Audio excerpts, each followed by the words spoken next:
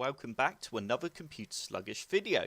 Have you subscribed to my YouTube channel yet? If not, be sure to click on the big red subscribe button and click on the bell to get notified when I upload a new video. Also, don't forget to check out my social media channels. In today's video, I will be showing you how to enable Adobe Flash Player in Google Chrome. As you can see, this game at the moment says Adobe Flash Player isn't enabled.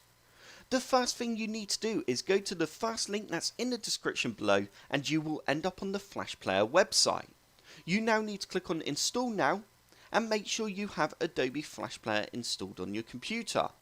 Once you have finished installing Adobe Flash Player, you can now open up Google Chrome again. You now need to click in the URL bar and we now need to type in Chrome, and then you need to click on Chrome, the two dots, / components. I will put the links to this in the description below as well. And you now need to make sure Adobe Flash Player says it's up to date, which mine does.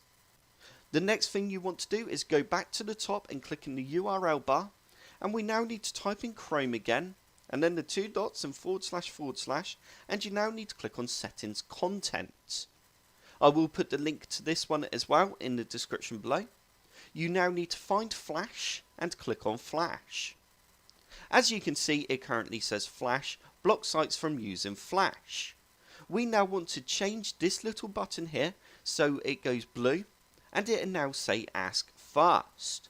If we now go back to our website with the Flash game on, or whatever you want to run that's using Flash, if we now click on Install or Enable Adobe Flash Player, you will end up with a window that says Run Flash. You now need to press Allow, and the game will begin to load, or whatever it is you're trying to enable.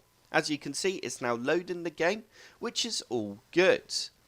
Some websites, when you go straight onto one, they will pop up with the allow window in the top left hand corner, which means you can just press allow straight away.